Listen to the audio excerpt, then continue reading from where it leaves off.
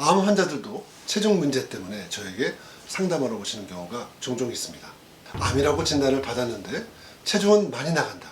여러분 상상이 가십니까? 오늘도 이런 질문을 가진 분들에게 큰 도움이 될 내용을 정리해보고 또 실천해보는 시간을 가지도록 하겠습니다. 하하하! 실천하는 외과의사 이웅찬입니다.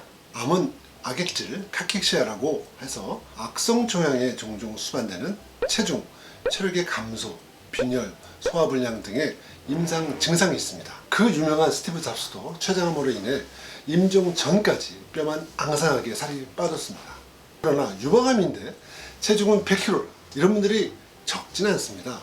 비만과 암은 발생 원인과 진행 과정이 같은 공통 분모가 있습니다. 바로 만성염증입니다. 고도 비만을 병적, 암적 비만이라고 하는 이유도 그런 이유이기 때문입니다. 미국 비만학회 발표에 따르면 고도 비만인 경우 그렇지 않은 사람보다 뇌 심혈관 질환, 제2형 당뇨병 발병이 높다고 하였습니다. 뿐만 아니라 비만인 경우 소화기암, 특히 대장암, 식도암, 여성의 유방암, 자궁암에 걸리는 경우가 많다고 발표하였습니다. 그렇기 때문에 비만 환자를 진료할 때는 암이 있는지 혹은 그 가능성에 대해서 아주 유념해야 하는 것이 중요합니다. 고도 비만이 되면 체내 지방세포, 특히 복부 지방세포들이 더 이상 정상의 모습과 기능을 보이지 않게 됩니다. 지방의 세포의 수와 크기가 병적, 암적으로 빽빽하게 증가되어 있는 상태입니다. 웬만한 다이어트나 운동으로는 지방세포의 크기만 일시적으로 감소할 뿐이고 결국 다시 원상태로 돌아오고 마는 현실입니다. 어쩜 이런 상태도 암과 비슷한 발생 원인과 경과를 지니기 때문이라고 할 수가 있죠. 최근에 오신 45세 여성 환자분 경험에 대해서 좀 얘기를 드리려고 합니다. 이분은 유방암 3기, 즉 유방 내 암덩어리가 있고 주위에 국소, 림파절 전이가 있는 상태였습니다. 그래서 외과 수술로 암 제거 수술을 받은 환자분이셨는데 체중이 103kg, 비만도 33, 고도 비만인 상태로 체중으로 인해서 심리적, 육체적으로 고통이 심하고 항암과 방사선 치료도 받아야 되고 또 유방암이나 다른 암에 대한 재발 등으로 걱정이 많으셨습니다. 유방암과 비만을 같이 치료해야 되는 상황이었습니다. 여러분은 왜 암 환자가 그리 뚱뚱하냐 의심이 들겠지만 최근에는 젊은 여성에게 그것도 비만인 경우 여성암이 걸리는 경우가 점점 늘어나고 있는 형편입니다. 그래서 아무리 암 환자 하더라도 체중이 많이 나가는 고도 비만이라면 암에 대한 표준 치료를 받기 전에 반드시 체중 감량과 식습관 교정이 중요합니다. 수술 예후에 큰 영향을 미치기 때문입니다. 실제로 비만이면서 암 환자의 경우 수술 전 체중 감량이 예후에 큰 도움이 된다는 많은 연구 발표가 있었습니다. 그리고 암 제거 수술과 항암, 방사선 치료 등 표준 암 치료를 받기 전에 반드시 확인해 볼 사항이 있습니다. 우선 체중이 많이 나간다면 암 치료에도 절대로 도움이 안 됩니다. 비만이 동시에 있다면 이미 면역력 저하, 영양분 불규정 및 부족, 체력 저하 등을 고려해야 됩니다. 이때 중요하게 체크받아야 할 것이 바로 장이 건강한지 반드시 확인해야 됩니다. 장은 우리 면역 기능의 약 80%를 담당하고 있고 그 외 영양분 흡수와 에너지 대사, 활동, 행복 호르몬인 세로토닌 형성의 70% 이상이 장에서 담당하고 그 기능은 수조 개의 유익한 장내 미생물들이 대신하고 있는 것입니다. 암 환자가 면역 기능이 떨어졌다고 생각해 보세요. 결코 좋지는 않습니다.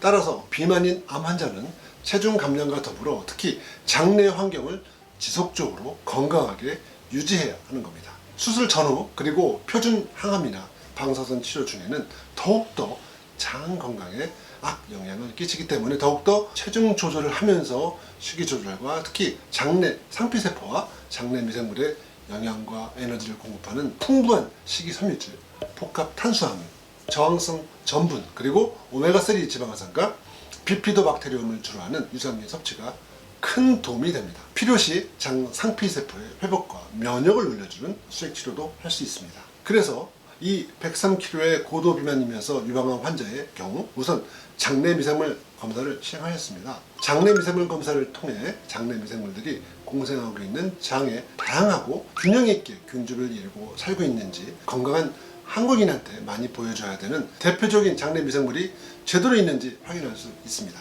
그리고 이 유전체 검사를 통해서 다른 동반 질환들과의 연관성까지도 알 수가 있습니다. 또한 본인의 장 건강을 위해 어떤 음식이 도움이 되는지까지도 알 수가 있고요. 이분의 경우 탄수화물과 지방을 분해하고 유해근 증식을 억제하는 박테로이데스균, 또 김치를 많이 먹는 한국인에게 유용한 프리보텔라균, 단저사슬 지방산의 분비에 큰 역할을 하고 있는 피칼리박테리움이 이 유방암 환자의 경우 충분치 못했습니다. 이 환자의 경우 체중 감량 프로그램과 함께 체중 감량을 하면서 따로 건강한 장 건강을 위한 식이 조절과 보충을 받았습니다. 현재 이 환자는 103kg에서 75kg으로 감량이 되었고요. 그 사이 수차례 항암 치료도 성공적으로 마치셨고 현재 유방암 완치 판정을 받은 상태입니다. 어떻습니까, 여러분? 장 건강이 이렇게 비만 치료나 암 환자들에게 매우 중요하다는 걸 말씀드리고 있습니다. 정리해드리겠습니다. 암과 비만은 만성적이고 고질적인 질환이며 만성염증이라는 같은 경과를 밟고 있습니다. 암을 수술로 절제를 하고 수술로 항암, 방사선 치료 전후라도 장 건강을 위한 치료가 필요하다는 겁니다.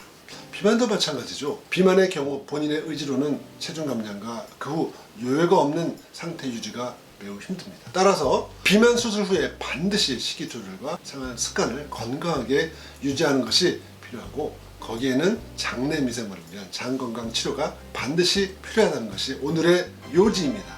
오늘 강의가 좀 어떠셨나요? 구독과 좋아요 부탁드리겠습니다. 하하하! 실천하는 외과 의사 이용찬과 함께하면 우리 모두 좋아집니다. 위비아